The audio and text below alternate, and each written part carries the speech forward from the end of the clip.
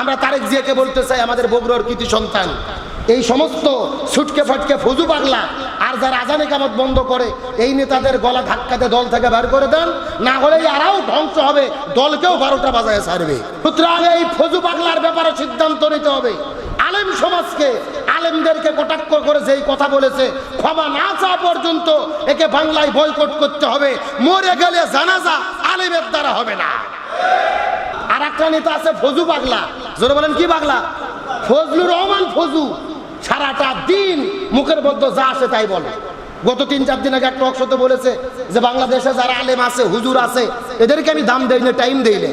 কারণ আলেম ওলামা 500 টাকা 1000 টাকা এদের কিনতে পাওয়া যায়, এদের কোনো কমন সেন্স নাই, এদের আমি পাত্তা দেই না।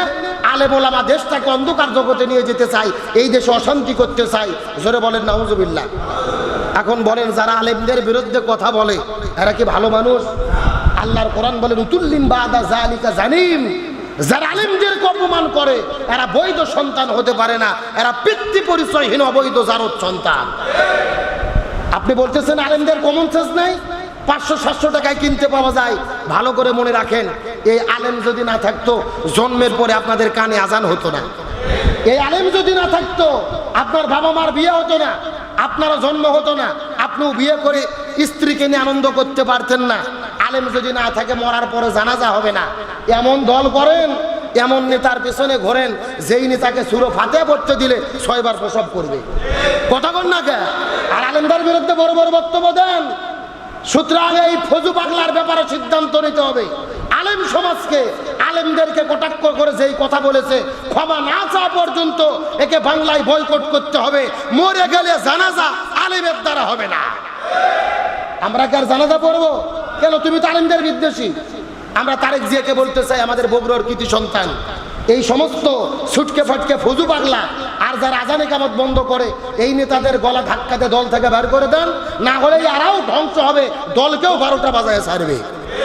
সবাই কিন্তু খারাপ না, কিন্তু কিছু কিছু নেতার খারাপির কারণে পুরো দলের ওপরে প্রভাব পড়ে। সুতরাং আমরা পরিষ্কার করে বলি, ইসলাম বিরোধী আলেম বিরোধী আমরা সহ্য করব। এই ফজু পাগলা আবার বলেছে আলেমদের স্ত্রীদেরকে, তোমরা যারা আলেমদের স্ত্রী আছো খবরদার পেটের ভেতরে এই আলেমদের সন্তান নেবা না। নাউজুবিল্লাহ বলবেন না? বলতেছে আলেমদের কমন সেন্স, এরা হলো জাহেল, এরা সন্তান উৎপাদন করে সন্তানগুলোকে জঙ্গি বানাইয়া দিচ্ছে, প্রতি শুক্রবারে নামাজ পড়ি মিছিল শুরু করে। সুতরাং আলেমদের সন্তান তোমরা পেটের মধ্যে ধারণ করো না।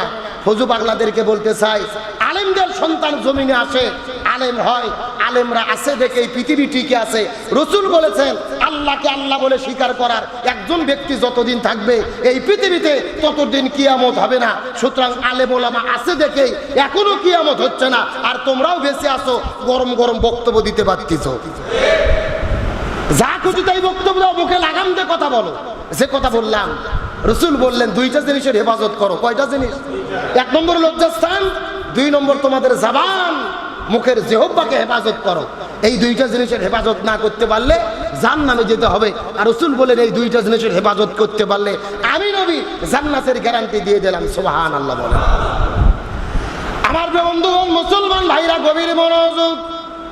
তাহলে আমি আপনাদেরকে আলোচনা করতেছিলাম, রাসূল কারীম সাল্লাল্লাহু আলাইহি ওয়াসাল্লাম বলেছেন 3টা জিনিস থেকে তোমাদের বিরত থাকতে হবে। চিৎকার করে বলেন কয়টা? 1 নম্বর হলো লোভ, 2 নম্বর হলো হিংসা, আর 3 নম্বর হলো অহংকার। অহংকার করা যাবে না। অহংকার খুবই ভয়াবহ জিনিস। আল্লাহ বলেন অহংকার হলো আমার চাদর, সুতরাং কেউ কোনো অহংকার করতে পারবা না। তিরমিজি শরীফের হাদিসের মধ্যে এসেছেন, তিরমিজি শরীফের 2492 নম্বর হাদিসের মধ্যে এসেছেন, রাসূল কারীম সাল্লাল্লাহু আলাইহি ওয়াসাল্লাম বলেন এই দুনিয়ার মধ্যে যারা অহংকার করবে, অহংকার করে জীবন যাপন করবে, ওই হাসরের ময়দানে এই অহংকারকারী ব্যক্তিদেরকে আল্লাহ তাআলা পিঁপড়ার মতো বানায়া হাসরে উত্তোলিত করবেন। নাউজুবিল্লাহ বলেন। এই দুনিয়ার মধ্যে যারা অহংকার করবেন আল্লাহ হাসরের ময়দানে তাদেরকে কি বানায়া উঠাবে? আরো জোরে বলেন। আল্লাহ তাআলা অহংকারী ব্যক্তিদেরকে পিঁপড়া বানায়া হাসরের ময়দানে উত্তোলিত করবেন। হাদিসের মধ্যে রাসূল বলেন অহংকারকারী ব্যক্তিদেরকে হাসরের ময়দানে আল্লাহ রাব্বুল আলামিন জাহান্নামের ভিতরে তাদেরকে খাইতে দেবেন জাহান্নামের রক্ত এবং পশ। রক্ত এবং পোষ হবে তাদের খাদ্য। আর আল্লাহ রাব্বুল আলামিন অহংকারী ব্যক্তিদেরকে ওই জাহান্নামের ভেতরে একটা জেলের মধ্যে বন্দী করবেন, যে জেলের নাম হলো বুলাস। এই বুলাস নামক জেলখানার ভেতরে ওই জাহান্নামের ভেতরে আল্লাহ তাআলা অহংকারী ব্যক্তিদেরকে আবদ্ধ করে ফেলবে। আর অহংকারী ব্যক্তিদেরকে আল্লাহ তাআলা পিঁপড়ার মতো মোড়ায়া একত্রিত করে পোষা রক্তগুলোকে খেতে দেবে। হাদিসের মধ্যে রাসূল বর্ণনা করে বলে, এই অহংকারী ব্যক্তিদেরকে আল্লাহ রাব্বুল আলামিন যখন হাসরের ময়দানে বিচার করবে, আল্লাহ তাআলা বড় রাগান্বিত হয়ে তাদের দিকে তাকাবে। এখন আপনাদের জিজ্ঞাসা করি, বলেন তো, আল্লাহ যদি হাসরের ময়দানে কারো উপরে রাগান্বিত হয়ে যায়, এদের অবস্থা ভালো নাকি খারাপ? আরো জোরে বলেন। তার মানে বোঝা গেল, এই দুনিয়ার ভেতরে কে কত টাকার মালিক হয়েছেন, কার কত জমি হয়েছে, কে কত কোটিপতি হয়েছেন, কয়টা গাড়ির মালিক হয়েছেন, আল্লাহ কেমন সম্মান দিয়েছে, কেমন চেয়ার আল্লাহ তাআলা দান করেছে, খবরদার খবরদার খবরদার, যে যেইভাবে সম্মানিত হন না কেন, অহংকার করা যাবে। অহংকার হলেন আল্লাহর চাদর। আল্লাহ বলতেছে, চাদর নিয়ে যারা টানাটানি করে, আমি আল্লাহ তাআলা আমার ইজ্জতের উপরে তারা হাত দেয়। খবরদার, তোমরা অহংকার করতে পারবে না। অহংকার করলে তোমাদের অধঃপতন হতেই হবে, কারণ অহংকার হলো অধঃপতনের মূল। যখন কোনো ব্যক্তি অহংকার করে, মনে করবেন ওই ব্যক্তিদের ধ্বংস অনিবার্য হয়ে যায়। গত 16 বছর অন্যায় অত্যাচার, স্বৈরাচারের শাসক, জুলুম অত্যাচারের পরে অহংকার ছিল কি ছিল না? 41 সালের আগে নামানোর কোনো সুযোগ নাই। কে নামায়? এই যে অহংকার, এই যে দাম্ভিকতা, আমার বাবার দেশ, আমি যা খুশি তাই করব, সেই অহংকারের পতন ঘটিয়েছেন কে? যারা যারা অহংকার করেছিলেন ঘাটে ঘাটে, আল্লাহ তাআলা তাদের পদপতন ঘটিয়ে দিয়েছেন। রাসূল করিম সাল্লাল্লাহু আলাইহি ওয়াসাল্লাম বলেন, 3টি জিনিস মানুষকে সবচাইতে বেশি ধ্বংস করে দেয়। যারা বলেন কয়টি জিনিস? এই 3টি জিনিসের কারণে মানুষ ধ্বংস হয়ে যায়, অধঃপতন হয়। এহ জগতে তাদের ধ্বংস নেমে আসে, পরকালেও তাদের জন্য ধ্বংস নেমে আসে।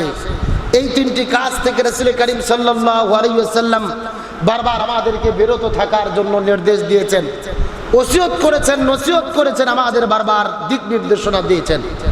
একটু চিৎকার করে বলেন কয়টি কাজ? 3টি কাজ হলেন ধ্বংসদায়ক বস্তু, যে একজন ব্যক্তিকে ধ্বংস করে দেয়, অধঃপতনের দিকে নিমজ্জিত করে দেয়। রাসূল করিম সাল্লাল্লাহু আলাইহি ওয়াসাল্লাম তার পবিত্র জবানে হাদিস শরীফের মধ্যে বলেন, এই পৃথিবীতে এমন 3টা কাজ আছে, যে 3টা কাজের জন্য মানুষেরা ধ্বংস হয়ে যায়।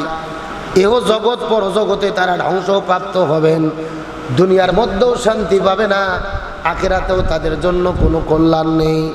এই 3টি জিনিস থেকে যদি কেউ বাঁচতে না পারে, আল্লাহ রাব্বুল আলামিন তাদেরকে ধ্বংস করে দেবেন।